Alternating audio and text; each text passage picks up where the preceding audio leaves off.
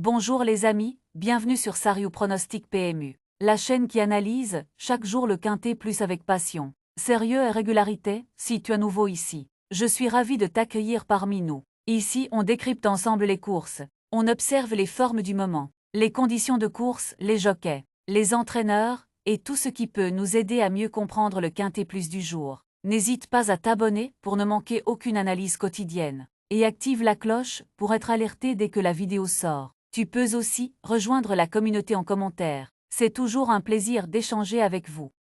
De jeunes galopeurs auront les faveurs de disputer le tiercé quartet quintet plus du lundi 27 octobre 2025 sur l'hippodrome de Chantilly. Des poulains et pouliches de Troyes en vont se mesurer dans le prix de la chambre de Monsieur le Prince. Quatrième course de cette réunion principale. Première épreuve d'un handicap divisé qui se déroule sur le parcours de 1400 mètres de la piste en sable fibré. Ce tournoi doté de 52 800 € verra son départ donné vers trait H55. Une compétition particulièrement ouverte nous est proposée. Si certains concurrents ont fait l'épreuve à ce niveau et ont déjà croisé le fer, ce parcours change la donne. Le déroulement de course va clairement faire la différence et, à ce jeu-là, il risque d'y avoir des malchanceux.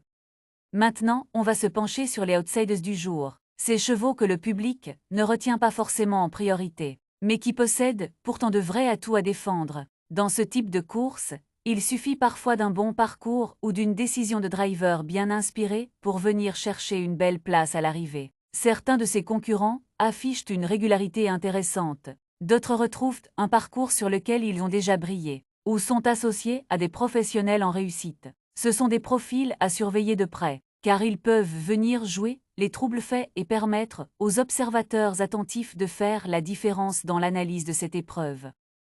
On va maintenant parler du coup de cœur. C'est un cheval qui dispose de tous les arguments nécessaires pour jouer un premier rôle dans cette épreuve, que ce soit sa forme actuelle, la qualité de son engagement, ou encore la confiance affichée par son entourage. Tout laisse penser qu'il peut réaliser une très belle performance ici. Ce concurrent coche de nombreuses cases positives. Passons maintenant aux bases de la course. Ces chevaux qui possèdent les meilleures garanties sur le papier. Ils présentent un rapport fiabilité-performance très intéressant, que ce soit grâce à leur régularité, leur expérience dans cette catégorie, ou leur capacité à répéter de solides courses. Ce sont des valeurs sûres, autour desquelles se construit la bonne combinaison. Avec leur forme actuelle et leurs conditions de course idéales, ils sont parfaitement armés pour répondre présent et venir assurer une place de choix à l'arrivée. On s'appuie donc sur eux sans hésiter.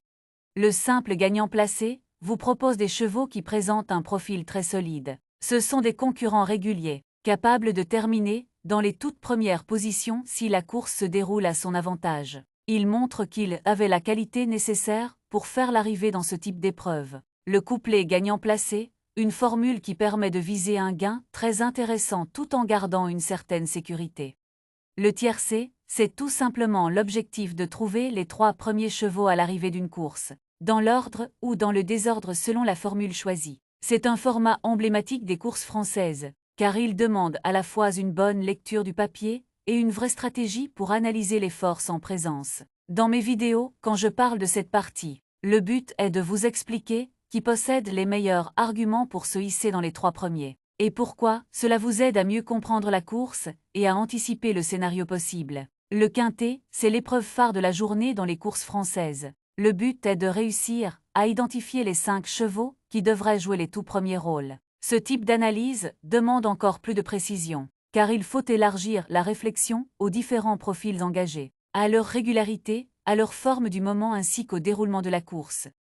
Le multi, c'est une formule très appréciée des turfistes parce qu'elle permet de viser une place parmi les 4 premiers chevaux à l'arrivée sans obligation de trouver l'ordre. L'analyse du multi se concentre sur les chevaux qui semblent capables de rester compétitifs jusqu'au bout, même dans un scénario de course animée ou imprévu. La sélection élargie permet d'avoir une vue complète sur les chevaux les plus crédibles de la course, qu'ils soient favoris, outside ou possibles révélations. Dans chaque course, il existe toujours 1 ou 2 chevaux capables de créer la surprise, même si leur profil peut sembler discret au premier regard. Certains concurrents peuvent déjouer les pronostics, engagement favorable, progrès attendu, changement d'équipement, nouveau jockey ou encore aptitudes à la piste. C'est un point essentiel pour anticiper les scénarios inattendus. Le cheval regret, c'est celui que j'aurais aimé inclure dans la sélection finale, mais qui reste écarté pour une petite raison, condition incertaine. Numéro défavorable, manque de constance, etc. Le cheval regret mérite quand même toute notre attention car il peut parfois faire mentir les statistiques et se mêler à l'arrivée. L'indice de confiance vous permet d'évaluer la fiabilité globale de la course du jour. Cet indicateur résume le niveau de logique attendu dans le déroulement de la compétition, selon les performances des chevaux, leur régularité et les conditions du jour.